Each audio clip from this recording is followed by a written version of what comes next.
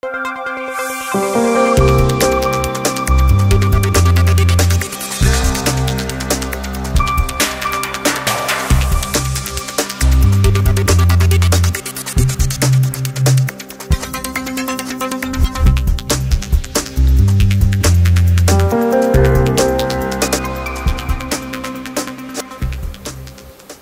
welcome back to another filming of Captain's Call. This is our Lost episode, so we're refilming this again with HSM 51. So Skipper, welcome. You'd like to introduce yourself, please? Absolutely. Good to be here, sir. My name's Commander Steve Freilich, and I'm the CEO of HSM 51, the Warlords. And today we want to focus on the Warlords and what the Warlords do. So what would you say the mission of the Warlords is primarily?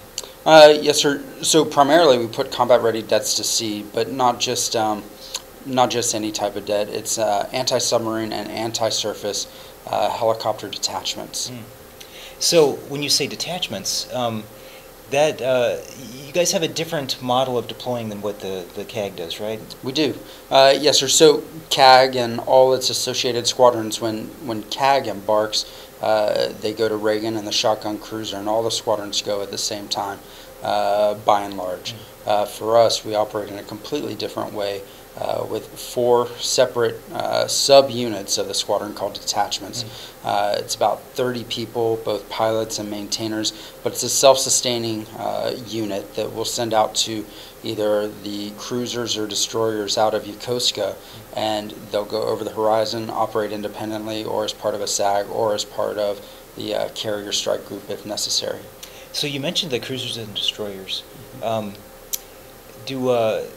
Do you embark at all then on the carrier, or just on those the escort ships? We had in the past embarked on the carrier, both Kitty Hawk, G-Dub, but we have not embarked Reagan. HSM 77 has that mission. They cover the carrier. It doesn't mean that we won't go, but we don't embark. So that puts you in the expeditionary model instead of the CVW model, Absolutely. Which drives some unique deployment timelines for you guys that are different than the carrier, right? It does, yes, sir. Our deployment timelines are really tied to those individual deployers out of Yokosuka, whether that's McCampbell, Mustin, used to be Lassen, Shiloh, Chancellorsville, or Antietam. I know that's more than 4 ships, but depending on the circumstances and who were assigned at the time based off maintenance schedules or what have you, our schedule's tied to any one of those 4 ships. Okay. So sometimes you see the Warlords back in town because their detachments are here, and sometimes they're at sea when the wing is in town, just because of those different deployment schedules that the ships have. So the Seahawk is a derivative of the Blackhawk, and so what's unique about the aircraft that you're flying? What makes the 60 Romeo? It's not a Sierra, it's a Romeo. What makes the Romeo different from other helicopters that are out there? Sure. So, I mean, anything but a Black Hawk, but it's all the individual boxes, weapon systems, avionics systems that are in it that make it the Seahawk, and more specifically the Romeo. We have a radar capability. We have anti-submarine and acoustic processing equipment. We have electronic support measure equipment. And then we also have the associated weapon systems that go with both our anti-surface and anti-submarine missions. Okay. So you've got a ton of sensors that actually provide a lot of data. What do you do with that data that you receive? Sure. So that brings us back to another system, or a couple of systems that we have. We can collect all this information, and we can either process it and prosecute the problem independently, but really our aircraft was designed with the ship in mind, and as such we have a link, a data link, 2 of them, between our aircraft, the ship, and or the battle force itself, whether we're talking Link 16 or we're talking HawkLink. HawkLink is an independent one-way or two-way between us and our assigned ship. Yeah, we can reassign it to others, but it's that independent or discrete communication, whereas the link is broadcast to all folks on that net at the time. And it's about gathering that information, whether it's under the water, above the water, what have you, and sharing it to increase SA of the battle force commander. Right, so just to review, anybody you're sharing that data with can see your radar or your acoustic picture. They can see the real-time FLIR data that you might have. That's right. As well as anything that you might be finding that's out there in the atmosphere, like electronic warfare information as well. So the Seahawk brings an awful lot of information to the battle force that commanders can use to make a decision on, or you can independently decide what to do by your own crew or in conjunction with the ship. Yes, sir. So with the different links, that's a force multiplier, because not just one person can see it, multiple people can see it, and it shares the information. So I know I flew the predecessor to the Romeo back in, what are your JOs called, the BIT-B? BIT-B. Back in the old days. But I thought the mission was extremely fun. I thought it was a lot of data. I enjoyed being part of that team, and so I'm happy to see the Romeo is finally here. We've talked about having the Romeo for many, many years, and now with the Bravo being retired and the Romeo online, that's awesome. So why don't you tell me a little bit about your folks at the squadron? So we have roughly 210 folks, a division of about 50 or so officers, and then the rest, everything from our airmen, seamen, on up to our chiefs, our master chiefs, and our CMC. Great group of people. They've been recognized several times over this year. We've had a couple of, really standout performers who've made a couple of selections in this last year. One of our JOs selected for test pilot school, Lieutenant Matt Peterson. We had a wing junior sailor of the year that we sent over to HSM 77, AWR to McCarthy. We had, our senior chief Lyles picked up the command senior chief program. Nice. Found out an AWR to Hawley, who's since transferred. Selected for Stay 21, the NFO program. So, I mean, just tons of great people doing great things. We just did really, really well on our search and rescue evaluation last week, on track in all areas. And AWR2 Miller, AWR1 Miller, AWR2 Houston really worked hard to crush that.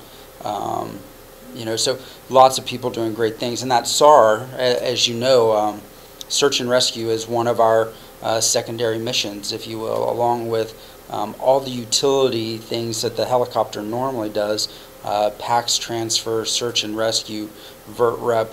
But SAR, if you were going to pick any mission of our mission set, there's a most dangerous but a most likely as well. And that search and rescue is the one that time and again we're called on to perform, whether that's after a man overboard or mariner in distress. Those are just the things that pop up that you always have to be ready for, just like our primary mission sets. Right.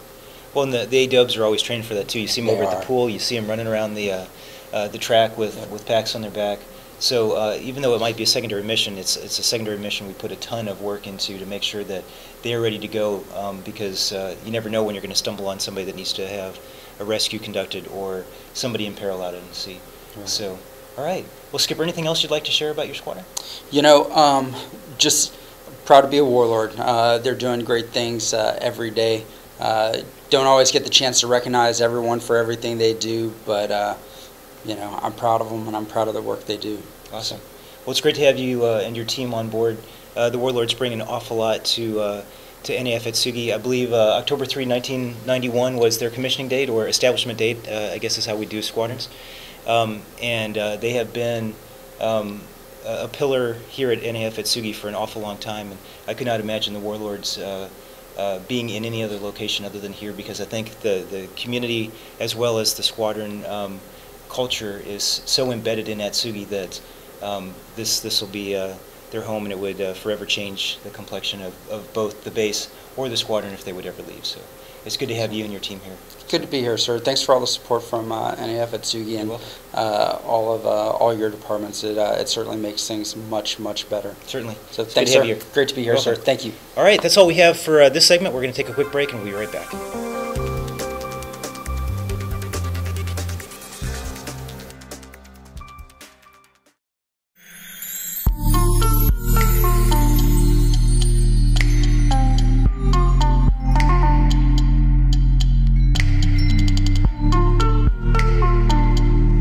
Washington's relaxing. Kind of think it's cool that they brought someone to the base for us girls to learn about it. I like making new things, you know. A lot of people send stuff back home as gifts, you know, hey, I made this. This is this traditional Japanese art form, essentially.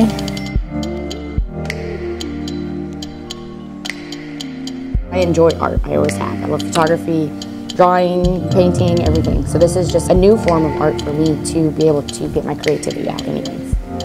So it's fun to have these objects from a different country that I can have sitting in my house.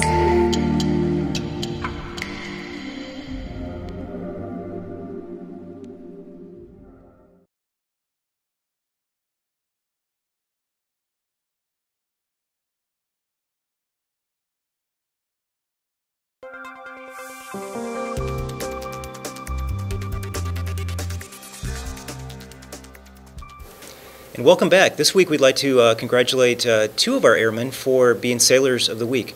Both are from HSM 51, and it's Airman Torres and Airman Mitchum.